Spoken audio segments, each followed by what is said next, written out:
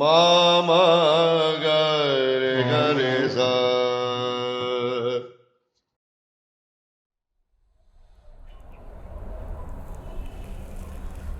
आप सभी के हृदय में विराजमान परमात्मा को मेरी राम राम। इन दिनों बाल कांड के जो एपिसोड्स चल रहे हैं उनमें तुलसीदास जी के नमस्कारों की एक लंबी श्रृंखला है और वह श्रृंखला इस कड़ी में भी है। अब नमस्कारों की अगर महिमा को समझना होना थोड़ा सा कह रहा हूँ, ज़्यादा नहीं, तो एक प्रयोग करें, एक्सपेरिमेंट, कि सुबह से रात तक जो भी चीज़ दिखे उसे नमस्कार करें।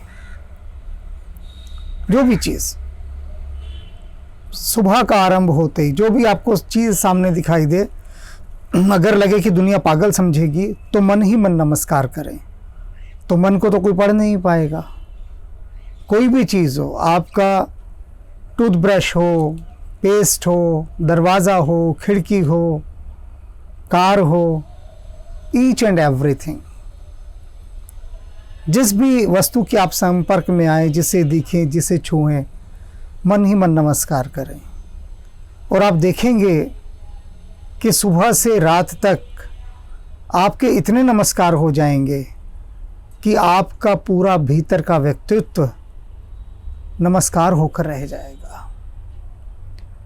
और वो जो नमस्कार है, उस नमस्कार से जो किरणें निकलेंगी, ऊर्जा का जो पुंज प्रकट होगा, वो आपको एक नया ही रूप देकर जाएगा।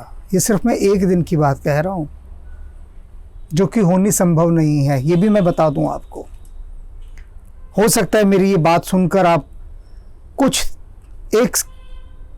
एक सेकंड के लिए, 30 सेकंड, 1 मिनट, 2 मिनट कुछ नमस्कार कर दें, उसके बाद सब भूल भाल जाएगा। ये नहीं, ये साधना के अंग हैं सारे के सारे। तो साधक को ये निर्देश दिए जाते थे। जिन महान योगियों के साथ मैंने बैठकर ध्यान साधनाएं की, वो अनुशासन देते थे, ऐसा साधनाएं दी जाती थी। अब ये कोई आपकी साधना का तो हिस्सा है नहीं। मैंने बात कही, आपने सुनी, अच्छा लगा कि चलो करके देखते हैं, सुबह से रात तक नमस्कार, कोई शक्ति का पुंज प्रकट होगा। पर वो शक्तियाँ इतनी बेवकूफ़ थोड़ी ना हैं कि आपको यूं ही अपने को खोज लेने देंगी। जब भी आप किसी शक्ति को सिद्ध करने की बात सोचते हैं तो उसके साथ नकारात्मक ऊर्जा चलती है, नेगेटिव फोर्स। वो नेगेटिव फोर्स आपको कुछ नहीं करने देगी, कुछ भी नहीं। आप सोचेंगे बहुत महान काम करने की, लेकिन वो नेगेटिव फोर्स ऐसे ऐसे अड़ंगे बीच में लगा देगी कि आप वहीं के वहीं उस साधना को छोड़ देंगे, भूल जाएंगे, त्याग देंगे या उससे भ्रष्ट हो जाएंगे।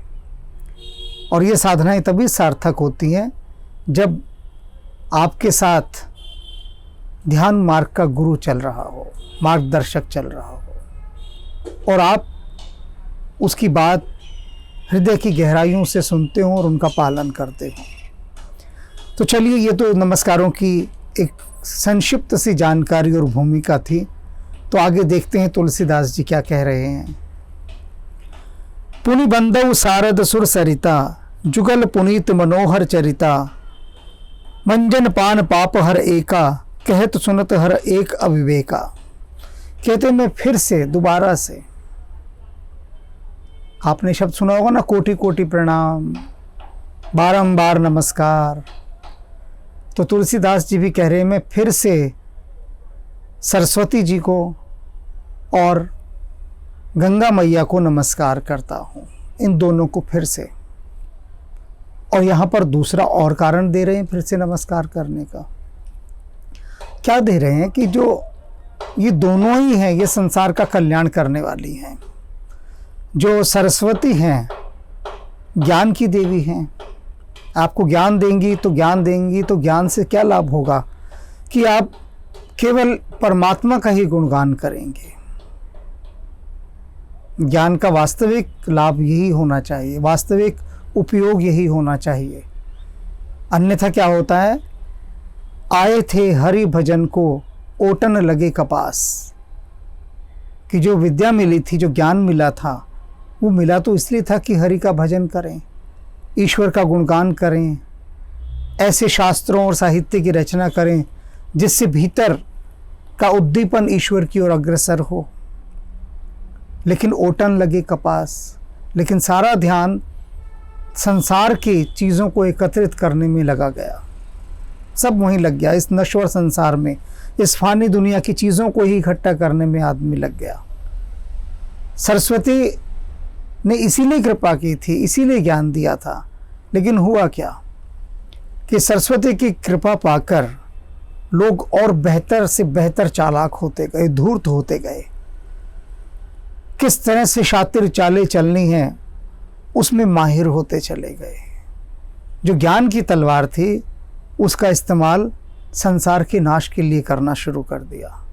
अब आप देखिए, जो बहुत बड़ी बड़ी पोस्ट पर भ्रष्ट अधिकारी होते हैं, करप्ट ऑफिसर्स, वो कितनी चालबाजी से, धोखेबाजी से कितना पैसा इकट्ठा कर लेते हैं।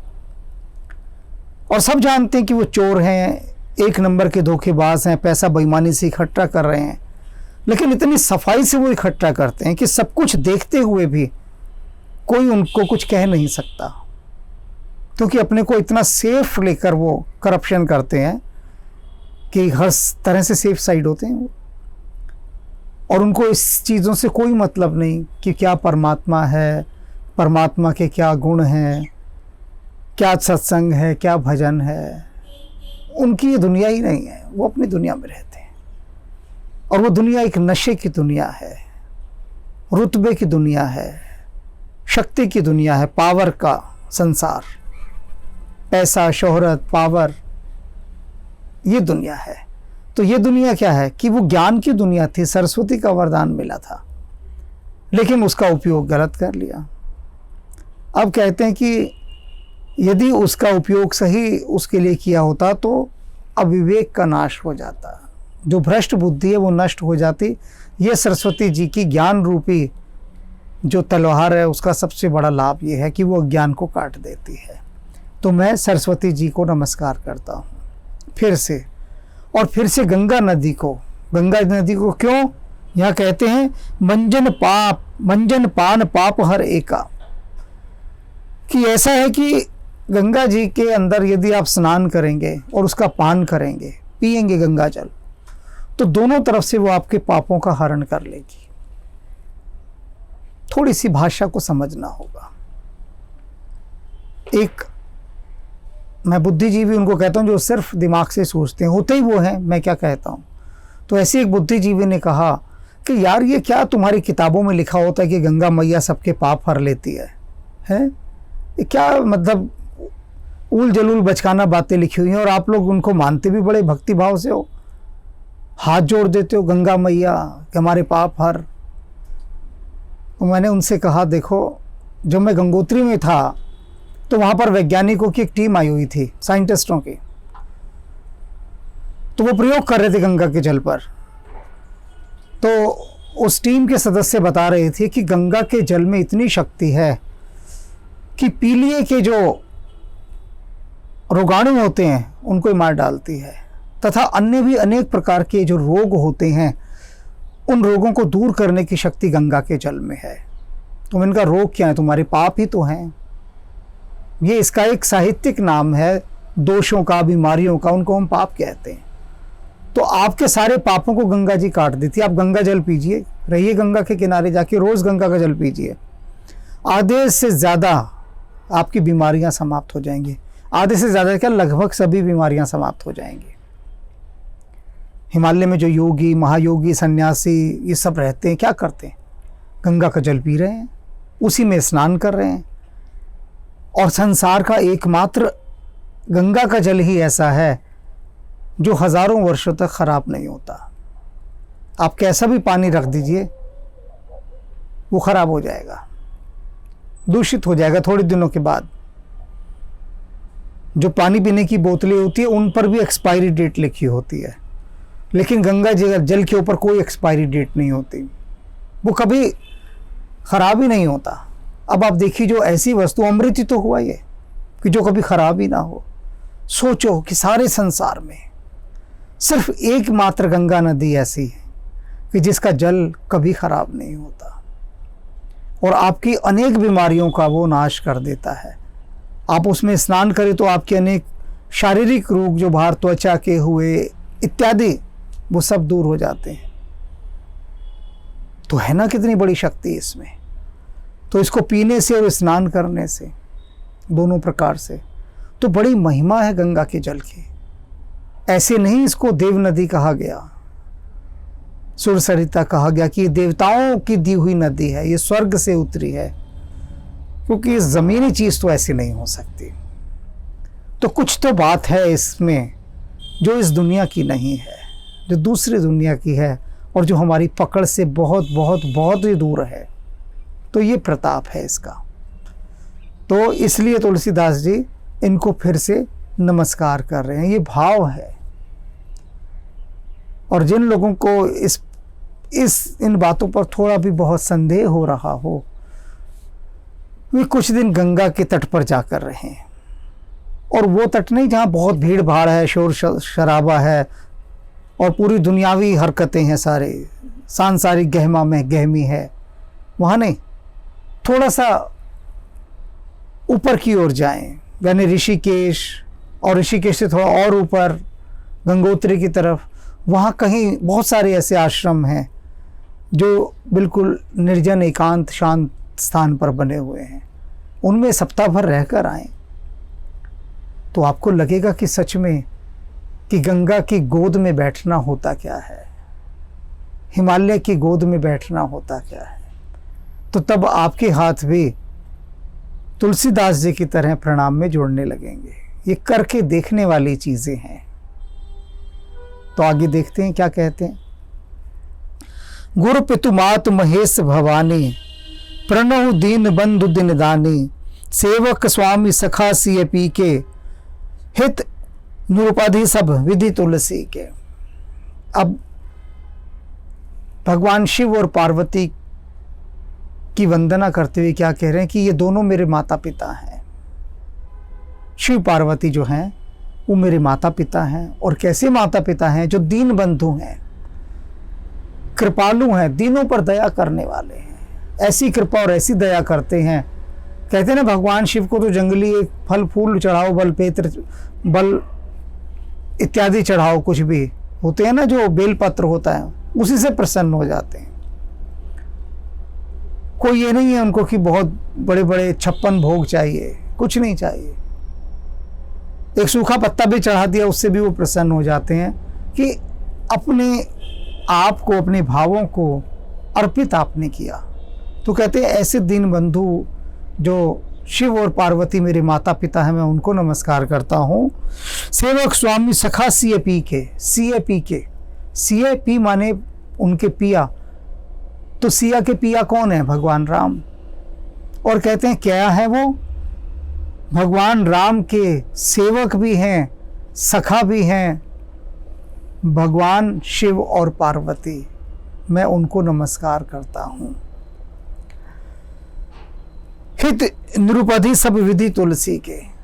और कहते हैं कि ऐसे मेरे माता पिता जो भगवान शिव और पार्वती हैं, जो सिया राम के स्वामी भी हैं, सखा भी हैं, सेवक भी हैं, सब कुछ हैं, मैं उनको नमस्कार करता हूँ। वो सब प्रकार से, सब उपायों से मेरा हित साधेंगे, मेरा मनोरथ पूरा करेंगे। क्या मनोरथ है? कि भगवान श्री राम की जो यश गाथा मैं लिखने जा रहा हूँ, उसे वे निर्विघ्न लिखवा दें, मेरे मार्ग की बाधाओं को हटा दें। ऐसे दीन बंधु जो मेरे माता पिता हैं, शिव पार्वती, मैं उनको नमस्कार करता हूँ। कली बिलो की जग हित हर गिरिजा, साबर मंत्र जाल तिन सिरिजा, अनमिल आखर अरथ न जापो, प्रकट प्रभाव महेश प्रतापो। अब कहते हैं कि कैसा प्रभाव है इनका, भगवान शिव और पार्वती का कैसी कृपा है, ये बता रहे हैं कि कलयुग के संकटों से उबारने के लिए अपने भक्तों को, सांसारिक लोगों को, इन्होंने साबर मंत्रों की रचना की, उनको सृजा। साबर मंत्र तंत्र साधना के भी मंत्र माने जाते हैं, जिसके लिए क्या कहा गया है कि शिव और पार्वती ने ऐसे साबर मंत्रों की रचना की कि अनमिल आखर अर्थ न जापो, जिनका कोई मेल नहीं है। मतलब उनकी वर्डिंग बड़ी अनमेल है, कॉम्बिनेशंस उनके ठीक नहीं है। जो अल्फ़ाबेट्स की कॉम्बिनेशन है, अक्षरों का जो मेल है, वो बड़ा उबड़ खाबड़ है, और ऐसा उबड़ खाबड़ है कि उसका कोई अर्थ नहीं निकलता, कोई अभिप्राय नहीं निकलता, मीनिंगलेस, निरर्थक। ऐसे मंत्रों की रचना की, और जिनका ना कोई जाप होता है, जिनको बोलना भी कोई मुश्किल नहीं है, टेढ़े मेढ़े हैं, कोई भी कैसा भी आदमी बोल दे, लेकिन उनका प्रभाव बड़ा शक्तिशाली है। ये जो साबर मंत्र हैं, इनकी अमावस्या की रात को बहुत सारे तांत्रिक साधना करते हैं। जैसे दीपावली की रात तो साबर मंत्रों की इतनी अधिक साधना की जाती है सिद्धियां प्राप्त करने के लिए, और इनसे प्राप्त भी हो जाती हैं। और कहा यह जाता है कि इनको बिना किसी मार्गदर्शन के अगर किया जाए तो इनके नुकसान भी होते हैं। ऐसी सारी मान्यताएं हैं। तो कहते हैं जो साबर मंत्र हैं वो महेश प्रताप हो, भगवान शिव के प्रताप से इतना अधिक फल देने वाले होते हैं कि जिसका आप अनुमान भी नहीं लगा सकते। तो जब साबर मंत्रों का इतना प्रभाव है, तो भगवान शिव और माँ पार्वती की कृपा से क्या मेरी रामचरितमानस प्रभावित ना होगी? अर्थात मेरी रामचरितमानस में तो फिर भी अक्षरों के मेल हैं, उनके अर्थ हैं, उनका कुछ संदेश है, और उनमें उन भगवान श्री राम के गुणों का वर्णन है, उनकी यशगाथा का, उनकी महिमा का, उनकी महात्म्य का वर्णन है, जिनके सखा, स्वामी और सेवक मेरे माता पिता शिव और पार्वती हैं। तो वे क्यों कर ना मुझ पर कृपा करेंगे। मैं उनको नमस्कार करता हूँ कि वे मुझ पर कृपा करें। सो उमेश मोहि पर अनुकूला, और वो जो भगवान शिव हैं मोहि पर अनुकूला, मुझ पर अनुकूल हो जाएं, प्रसन्न हो जाएं, मुझ पर ऐसी कृपा करें कि मैं निर्विघ्न भगवान श्री राम के यश का गान गा सकूं। कर ही कथा मुद मंगल मूला, और मैं ऐसी कथा करूं, ऐसे रामचरित का वर्णन करूं जो मुद मंगल मूला, जो सभी प्रकार के संसार का कल्याण करने वाली मूल हो, जड़ हो, सबको मुदित करे, आनंदित करे, प्रसन्न करे, सबके दुखों का, शोक का, कष्टों का हरण करे। ऐसी मैं कथा की रचना भगवान शिव की कृपा से करूं। सुमरी सिवा शिव पाए पसाहु, बरनहु रामचरित्र चित चाहु। और इस प्रकार मैं इन दोनों का स्मरण करते हुए निरंतर बारंबार यही प्रार्थना करता हूँ कि वो मेरा चित्त इस प्रकार से स्थिर करें कि मैं निर्विघ्न रूप से निमग्न होकर, आनंद सागर में डूबकर और गहन साधना में जाकर, समाधि की अवस्था में जाकर मैं रामचरितमानस की रचना करूं। तो आप देखिए कि भगवान शिव से किस प्रकार तुलसीदास जी बड़े अनुनय विनय के साथ ये प्रार्थना कर रहे हैं। बहुत गहरी राज की बातें हैं ये। थोड़ा करके देखिए, थोड़ा, ज़्यादा नहीं कह रहा मैं, ज़्यादा इसलिए नहीं कह रहा कर ही नहीं सकेंगे। तो जो मैंने आरंभ में बात कही थी कि नमस्कार करना शुरू करें। अभी जिस मोबाइल पर या टीवी पर या कंप्यूटर पर आप ये प्रोग्राम भी देख रहे हैं, उस मोबाइल सेट को भी नमस्कार करें।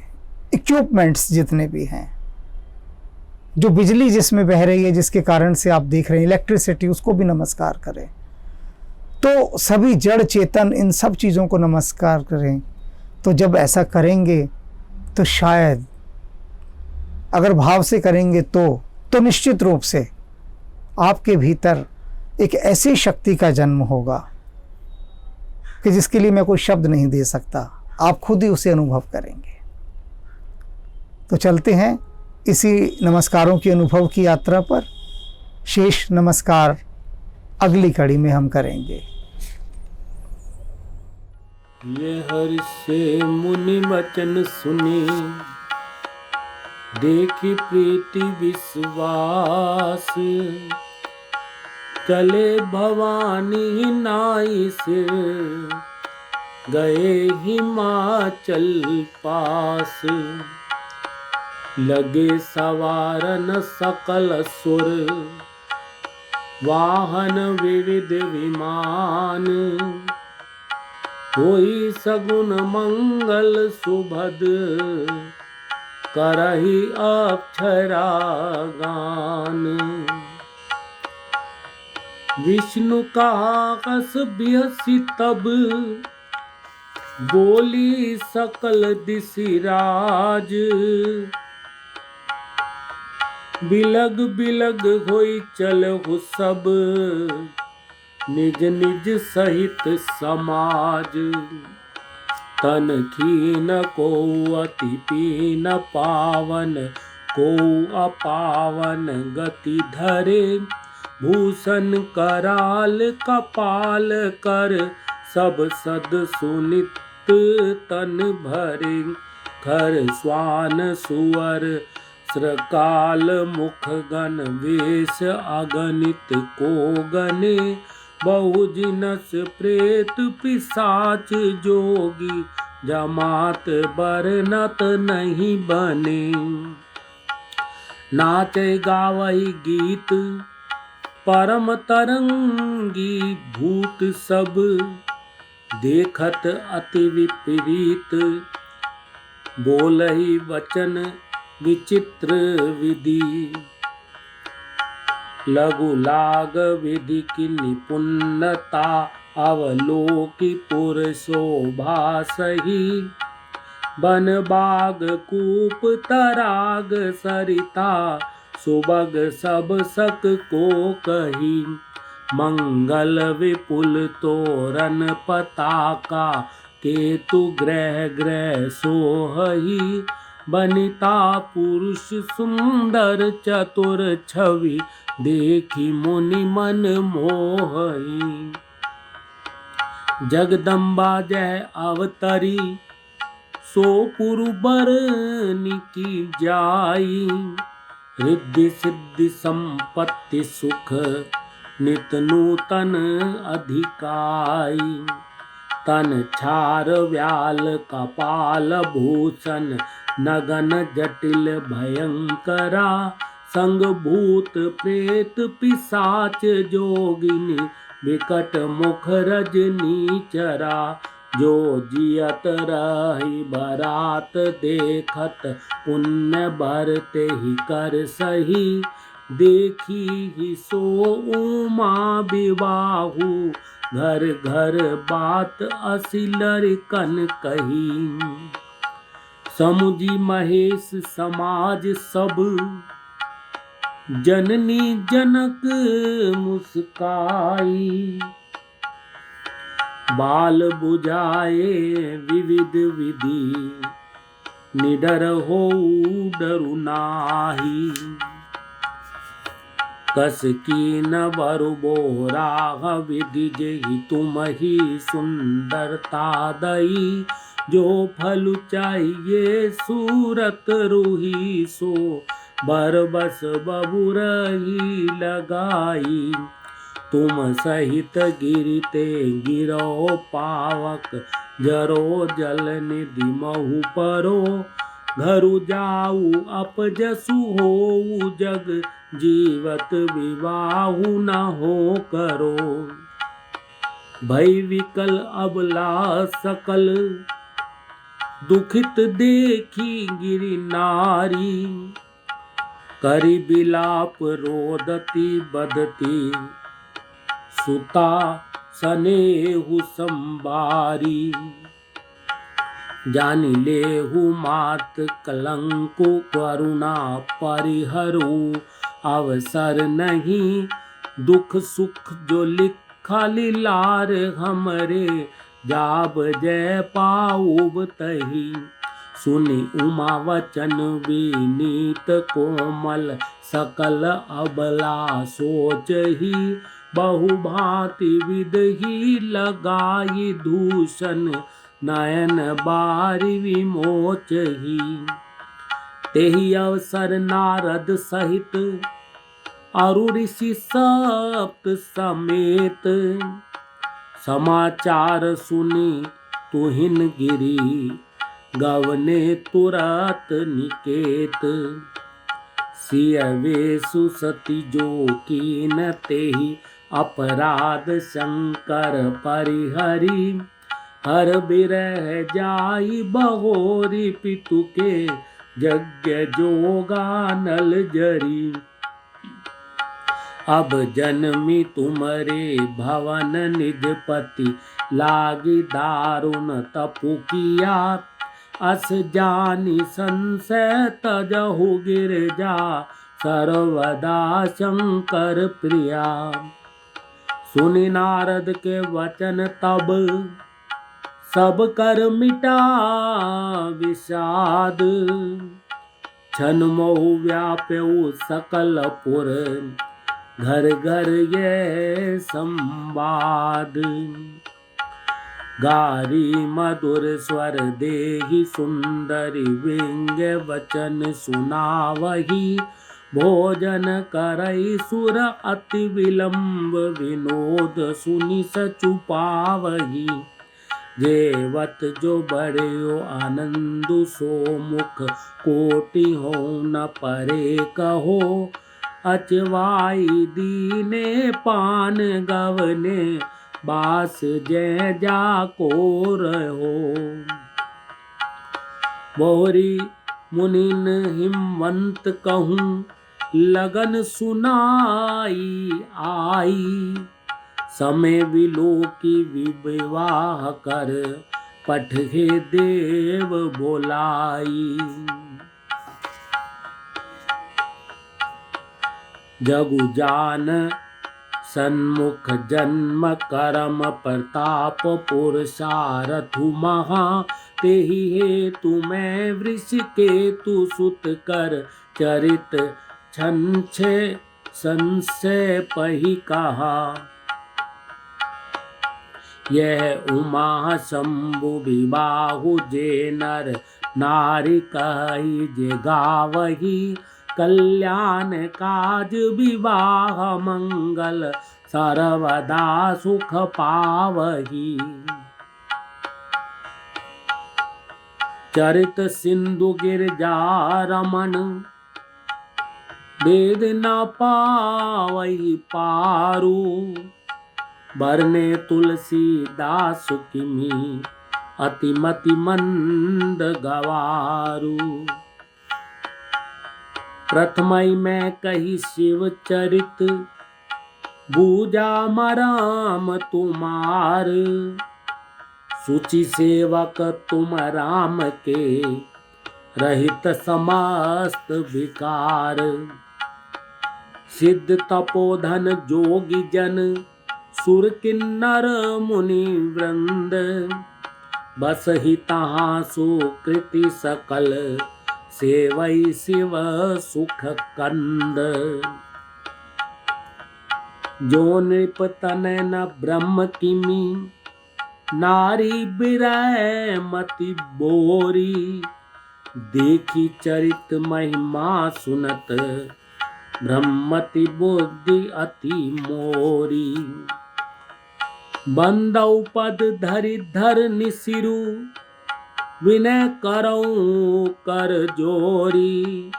बरनऊ रघुबर बिसद जसु श्रुति सिद्धांत निचोरी। बोहरी कहू करुणायतन कीन जो अचरज राम। प्रजा सहित रघुवंश मनि कीमि गवने निज धाम। मगन ध्यान रस दंड जुग पुनि मन बाहर कीन। रघुपति चरित महेश तब हर्षित बरने लीन।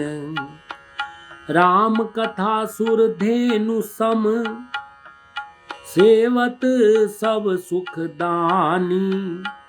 सत समाज सुर लोक सब को न सुने अस जानी।